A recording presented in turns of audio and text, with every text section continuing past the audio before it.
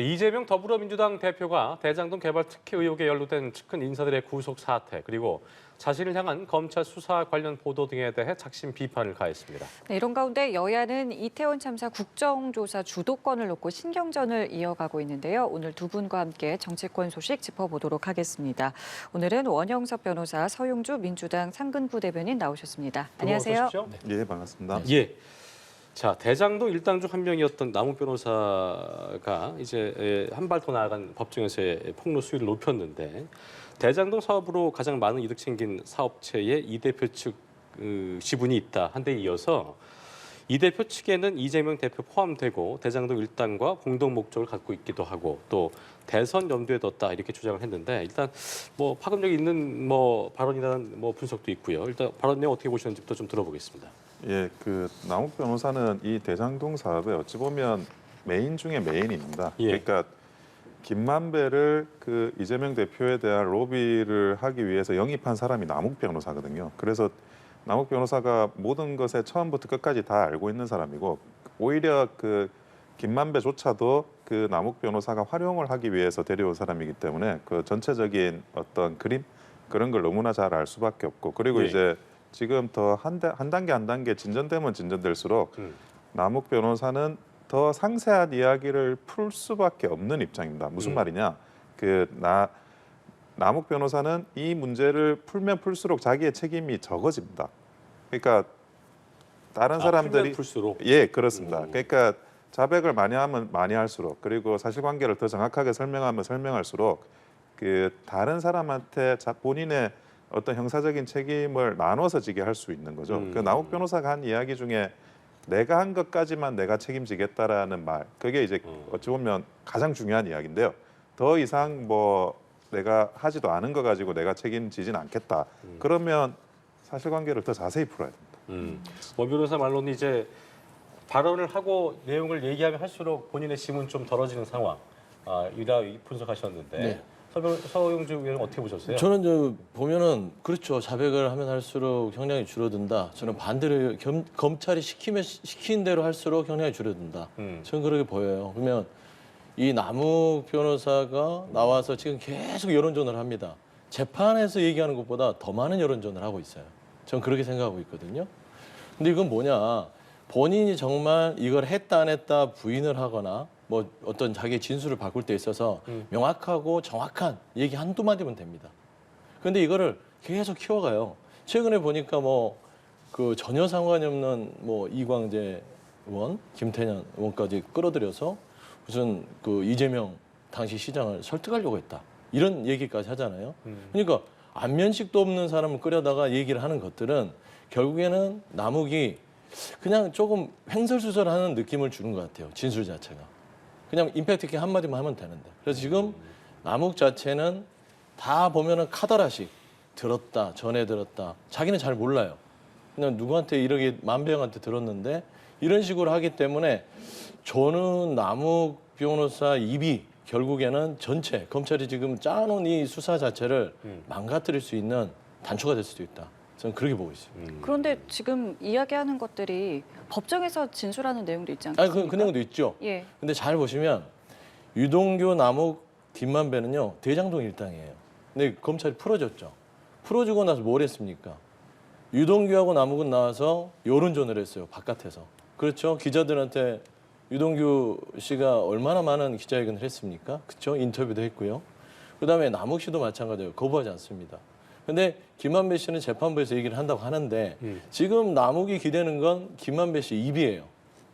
근데 들은 건 다 김만배 씨 거야. 근데 본인들이 대장동을 다 설계를 해서 돈을 다 먹어놓고 거기에 유동규 최초의 정영학 녹취록에서는 유동규 것이라고 하면서 남욱과 김만배가 싸우는데 갑자기 검찰이 어떤 소설을 썼는지 모르겠지만 소설 가운데서 진술이 바뀌기 시작하고 진술로 인해서 김용과 정진상을 데려옵니다. 그래서 지금 봐서는 아직까지 좀 허술한 소설 같다라는 좀 판단을 하고 있습니다. 예, 그렇지만 말씀 중에 검찰이 풀어줬다고 하셨지만 사실은 이제 법원에서 이것을 결정했다는 부분은 저희가 좀 다시 좀 정정을 좀 해야 될 것 같고요. 어쨌든 이제 이재명 대표가 그동안은 특별히 언급을 하지 않았습니다만은 격한 반응을 좀 쏟아냈습니다. 지금 그렇습니다. 화면으로도 나오고 있고요. 이 반응을 좀 어떻게 부르셨는지요? 그 이재명 대표는 다른 선택지가 없습니다. 저런 반응, 그러니까 뭐 정면 돌파라고도 사람들이 표현을 하겠지만 그거를 이제 본인이 직접 나서 가지고 뭐 그런 격한 반응을 하는 것 말고 다른 선택지가 없는 상태입니다. 왜냐하면 그 정진상이 일단 구속되지 않았습니까? 그러니까 자기 보호막 중에 마지막 보호막이 정진상이었거든요.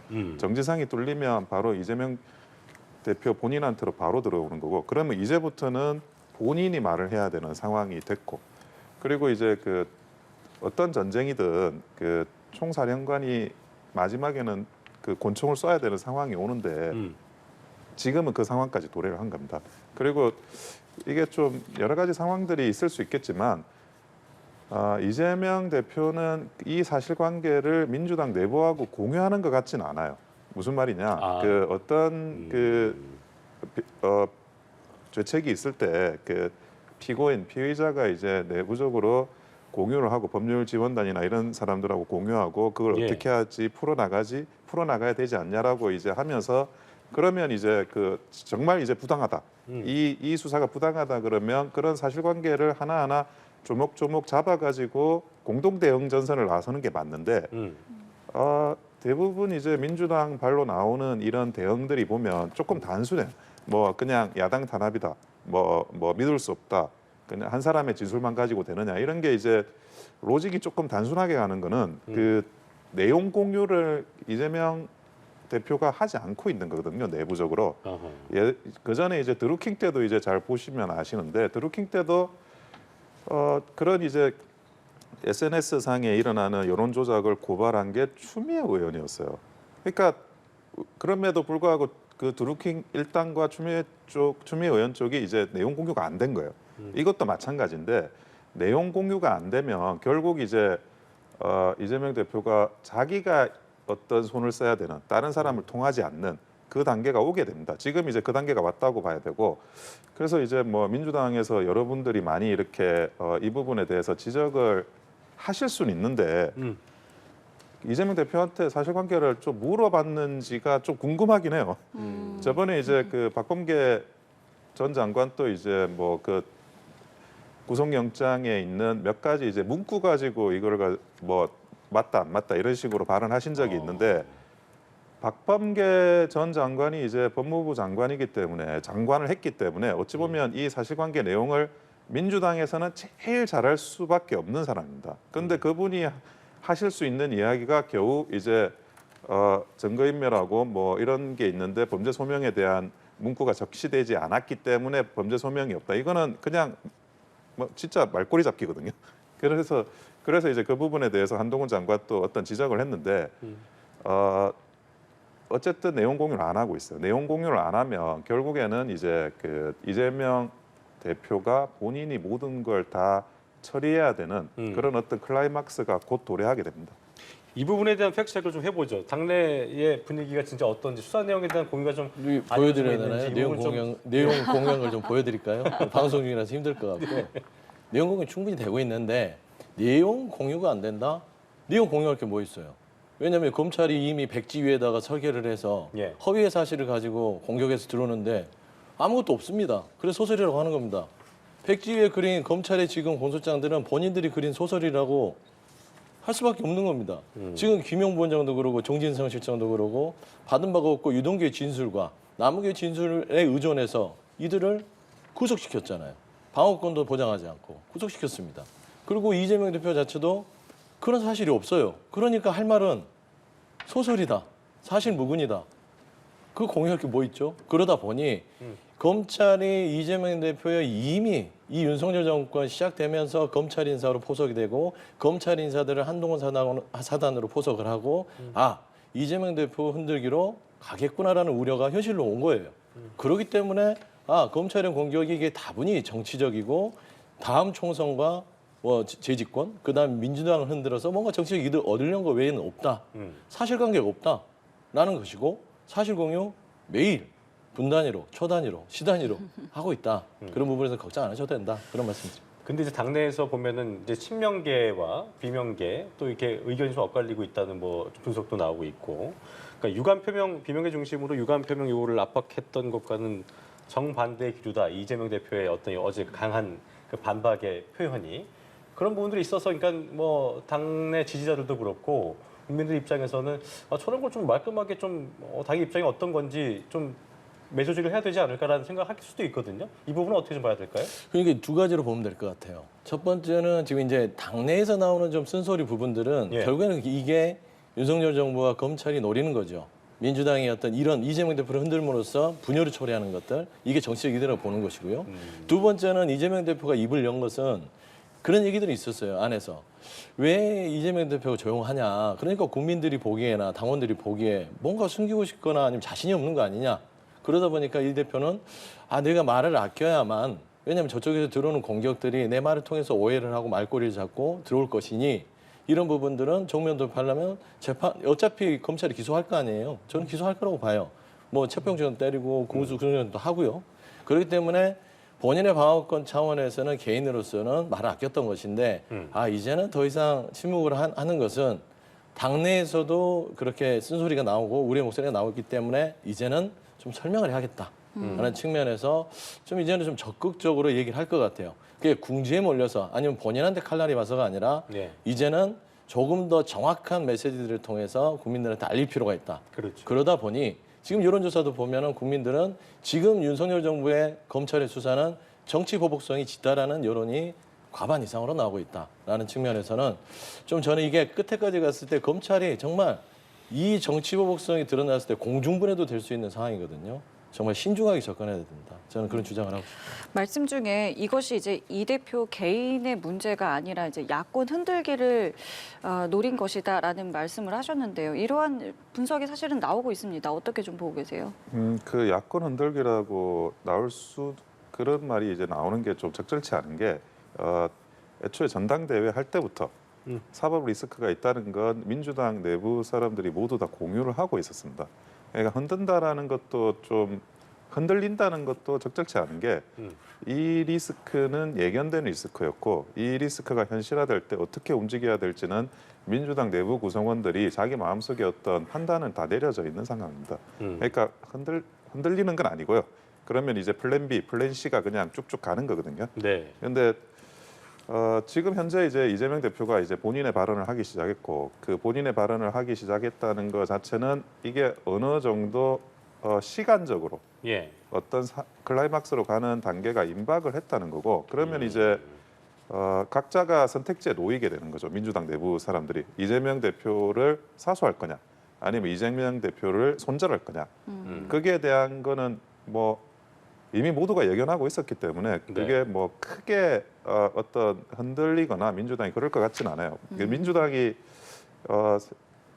뭐 정책 실패나 이런 것 때문에 이제 정권이 교체되고 했지만 정무적인 부분에서는 굉장히 뛰어난 역량을 가지고 있습니다. 그렇기 때문에 뭐 지도 리더십에 대한 어떤 유지, 관리, 새로운 리더십을 만들어 나가는 이런 부분에서는 흔들림에 대한 혼돈이 발생할 여지는 적어요. 오히려 그 다음은 뭐냐? 그런 이제 대응책은 내부적으로 뭐 짜고 있을 것 같고 정확한 거는 이제 검찰의 수사의 속도. 그러면 어느 단계에서 자기들이 판단을 해야 되는 그 타이밍을 가져가야 되기 때문에 거기에 대해서 내부적으로 큰 고려를 하고 있을 거라고 봅니다. 그 친이계의 그 좌장격이죠. 정성호 의원이 검찰이 이 대표를 피의자로 적시해서 소환하는 시점에 입장 표명이 있을 거다 이렇게 말했는데 앞서 이제 이 대표가 구체적 해명을 한다는 게 좀 더 이상한 모습 될 수 있다 이런 입장을 보였었기 때문에 이건 어떻게 좀 바라봐야겠습니까? 그러니까 여러 가지 의견이 있었어요. 정성호 의원 같은 의견도 있고 당내 여러 의견이 있는데 그냥 그동안 이제 이재명 대표께서 말을 아꼈던 거는 뭐 그렇잖아요. 아시잖아요. 기자들 백브리핑에서도 거의 말을 안 하고 이러면서 왜 소통을 안 하지라는 지적들이 있었고 그런 것들이 자꾸 이제 당내에서 지적들이 오는 차에 이 지금 현재 이제 좀 정진상 실장이나 측근 구속이나 여러 가지 좀 본인의 사법 리스크가 커지고 있고 직접화되고 있기 때문에 얘기를 해야겠다.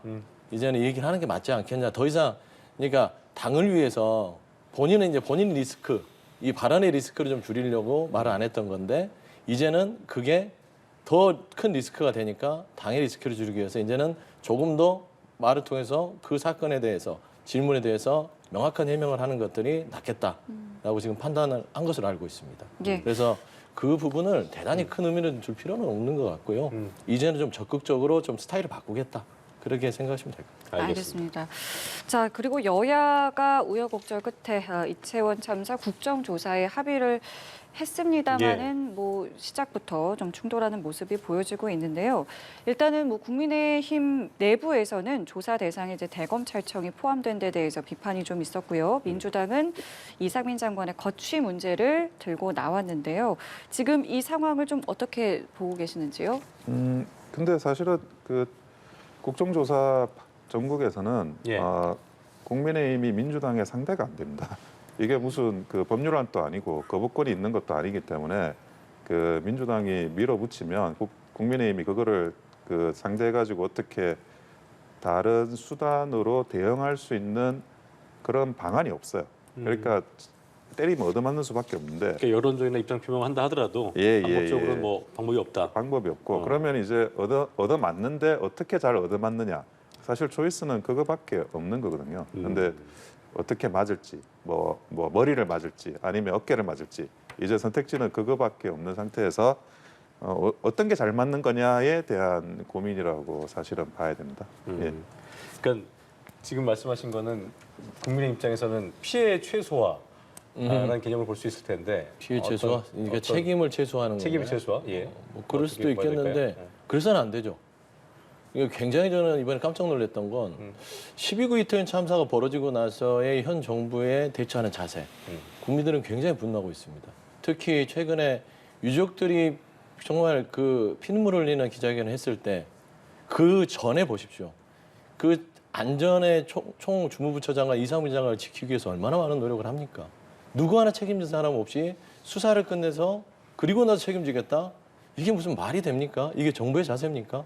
국가가 존재하지 않아서 당시에 158명이 희생이 됐는데 젊은 친구들이 이 자체를 엄중하게 생각하지 않고 이태원 참사가 아니라 이태원 사고로 끝내려고 하는 겁니다. 야, 이거 심각한데? 라고 생각하던 차에 유족들께서 정말 큰 결단을 하시고 모여서 기자회견 하시죠. 그리고 나서 정부가 이거는 막다른 골목에 들어선 거예요. 그러면서 국정조사 안 하려고 버티다가 들어온 거예요. 거기에서 더 저는 심각한 걸 또 말하면 그 국정조사를 받아들였는데도 대통령실에서는 입장 표명을 안 합니다. 예를 들면 철저한 진상규명과 책임자 처벌을 국정조사를 통해서 하길 바란다. 이게 정무적 메시지가 한 줄은 나야 되잖아요. 침묵하고 있습니다. 그리고 나서 또 투표를 합니다. 국정조사 본회의에서 그 의결서를. 그런데 그 당 내에서도 국민의힘 내에서도 말하자면 주호영 원내대표가 결정한 사항에 대해서 반대하는 사람들이 보면 윤석열 대통령의 신기를 가장 고려하는 장제원 의원, 윤한홍 의원, 김기현 의원 반대를 합니다. 어떻게 이 158명의 이 무고한 국민들이 희생한 사건에 반대를 할 수 있습니까? 대통령이 먼저입니까? 국민이 먼저죠. 이런 부분에서 굉장히 이 정부 큰일인데 대통령이 먼저야 국민이 먼저야. 이런 부분에 있어서는 조금 더 처신을 잘해야 된다라고 좀 말씀드리고 싶습니다. 활동 기한이 45일이잖아요. 근데 이제 예산안을 처리한 뒤에 이제 청문회도 해야 하고 조사 활동도 시작이 됩니다. 때문에 이제 예산안 처리는 또 순항을 할 것인가도 주목이 되는데 역시나 좀 쉬워 보이지는 않고요.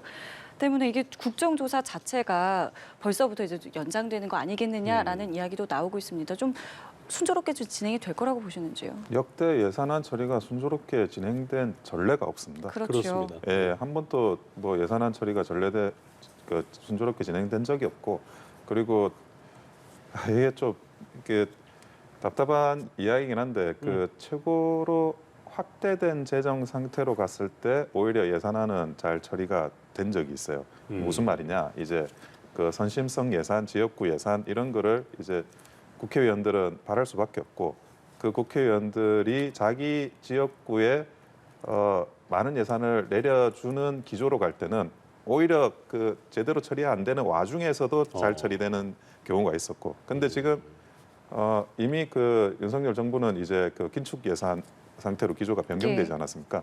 긴축 예산으로 변경이 되면 애초에 예산안이 잘 처리될 가능성은 낮습니다.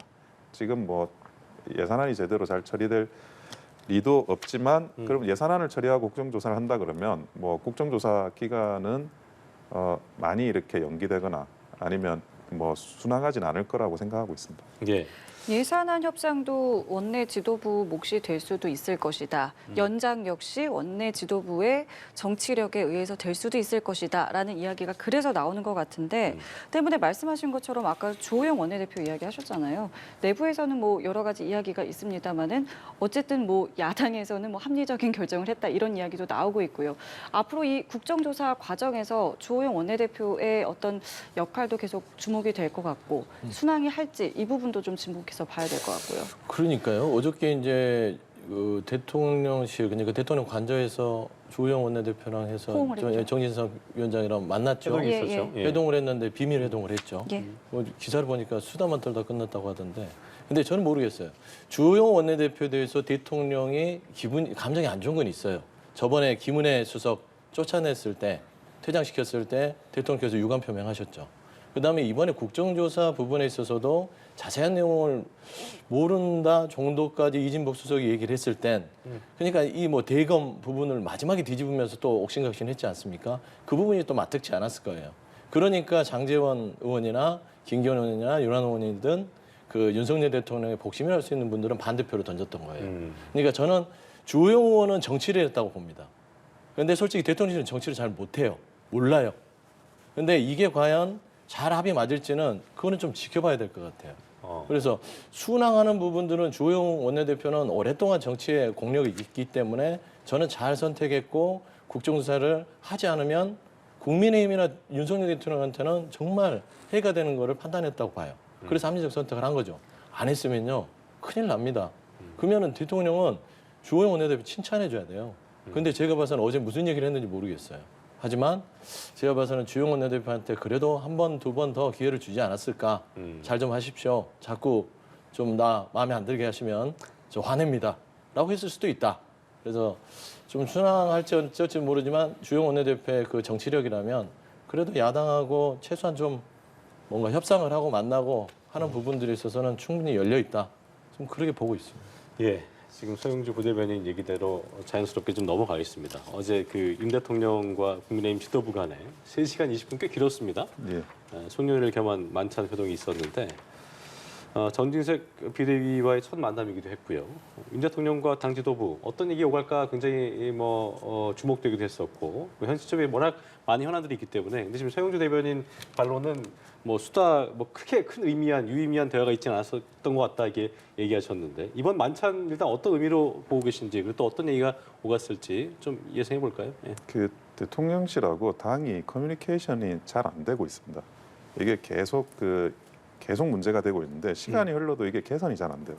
그러니까 커뮤니케이션이라는 거는 이제 그 사람과 사람과의 대화잖아요. 예. 그러면 상대가 어라고 해도 실제로는 그 사람의 마음이 아라고 있으면 우리가 그 아를 읽어야 되는데, 그렇죠. 근데 이게 전부 다 좀 다른 언어, 외국어를 쓰는 게 아닐까 서로 싶을 정도로 커뮤니케이션이 잘 안 됩니다. 근데 그게 커뮤니케이션이 안 되는 게 단순히 이제 시간이 지나고 경험이 쌓이면 되는 건지, 근데 현재까지도 지금 그 5월에 취임하시고 나서 한 지금 11월 말까지 지금 오고 있는 6개월간의 기간 동안 발전은 없어요.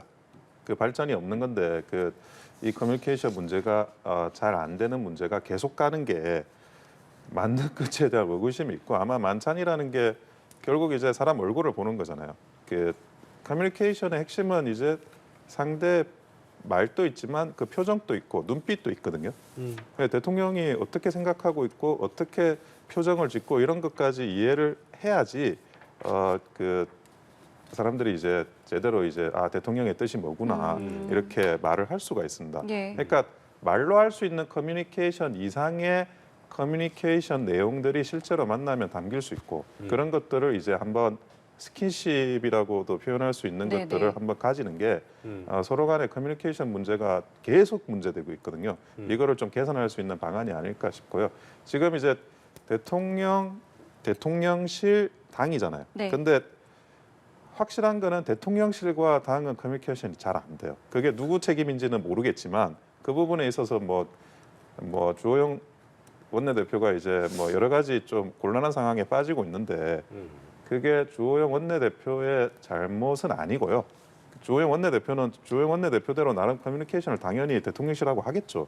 근데 어딘가에서 지금 이게 불협화음이 일어나고 있고 그거는 장기적으로 개선이 좀 돼야 될 문제라고 생각합니다. 그게 이제 대화라 지금 아까 그 커뮤니케이션 얘기하셨는데 커뮤니케이션이란 게 제대로 이루어지려면 허심탄회라는 것들이 그런 분위기에서 이루어져야 되는데 아까 말씀하셨던 게 대통령실과 당 차원의 어떤 그게 잘 이루어지지 않는다. 예. 그런 게 그 문제는 뭐라고 좀 보시는 거예요? 그러니까 뭐 다른 해석이 있는 건지 왜 그게 있다고 보시는 거예요?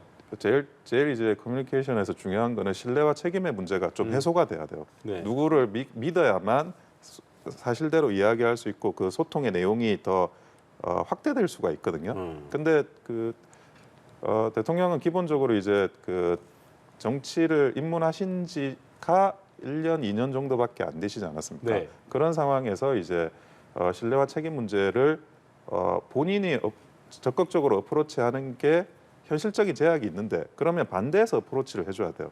당이나 아니면 대통령실에서 어떤 그 더 많은 책임을 떠안고 더 많은 이제 노력을 해야 되는데 그게 좀 부족하다. 근데 여의도의 정치 문법이나 이런 것들이 이제 가지고 있는 한계가 있어요. 그러니까 대통령은 이제 행정부 검찰로서 이제 계속 해오셨는데 그런데 이제 여의도의 정치 문법은 일종의 외국어인 거죠. 그거를 이제 대통령이 이런 말하면 이렇게까지 우리가 이제 이상하게 생각하는 부분도 크다고 생각을 합니다. 근데 그거를 이제 한쪽에서 노력해야 된다면 그 노력은 일단은 당에서 해야죠. 서둘러 좀 조율이 될 필요가 있을 부분인 것 같고 비밀 회동이라고 하셨어요. 언론에 이제 공개되지 않은 부분 때문에 그렇게 표현을 하신 것 같고 야당 지도부가 이제 불참하지 않은 부분에 있어서도 아쉬움이 있으실 것 같은데 좀 어떤 의미로 보셨는지요? 그러니까 아까 이제 수다 떨었다는 얘기는 제 얘기가 아니라 그 언론 보도에 나온 겁니다. 국민의힘 당시에 참석했던 국민의힘 관계자가 의원이겠죠. 그냥 뭐 중요한 얘기보다는 그냥 수다 수준의 그런 덕담이 오고 갔다 3시간 동안 그 얘기를 했던 것이고 제 주장은 아닙니다. 예, 알겠습니다. 그다음에 이번 회담을 보면서 처음에 시작할 때도 문제점이 있었죠. 그러니까 국민한테 왜 자꾸 말을 안 지키냐. 그러니까 이제 거짓말까지는 아니어도 말을 해놨으면 좀 신뢰 있게 대통령이 지켜야 되는데 당시에 야당이 이재명 대표가 왔을 때 우리 만나서 영수회담에서 뭔가 좀 민생 현안 합시다 했을 때 한 5번을 얘기했는데 그 얘기를 했죠. 여당이 아직 지도부가 구성이 안 됐으니 여당 지도부가 되면 우리 같이 합시다. 라는 게 대통령실 그때 약속이었어요. 근데 이번에 아예 야당 하나도 안 부르고 본인들끼리 했죠. 그다음에 두 번째. 어제 얘기 일련의 과정을 보면 여당 새로운 지도부와 그다음에 대통령이 처음 만나는 자리입니다. 물론 두 번째지만 지도부가. 처음 만나는 자리면 지금 여러 가지 현안 중에 이태원 참사의 어떤 진상규명, 그다음에 지금 물류대란, 화물연대 부분들, 근데 물가, 고금리, 경제 부분, 민생 부분 엄청 많습니다. 그러니까 덕담, 수다 떨 시간 없어요. 저는 그렇게 생각해요. 근데 결국엔 보면은 지금 이 대통령실에서 본인들이 지금 하고 싶은 일들만 하지 국민들 입장에서 그다음에 야당을 불러서 협치를 하거나 이런 것들이 하나도 없다. 그래서 저는 왜 비밀 회동을 했는지는 그런 의미에서 좀 생각이 들어요. 국민들의 약속을 못 지켰으니까 몰래 해야겠다. 그래야 나 약속 안 지킨 거 안 들키니까. 저는 그런 생각이 들더라고요. 알겠습니다. 저희 오늘 두 분과의 말씀은 여기서 마무리 짓겠습니다. 지금까지 원영석 변호사, 서영주 민주당 상근부 대변인과 함께했습니다. 두 분 말씀 고맙습니다. 고맙습니다. 네, 감사합니다.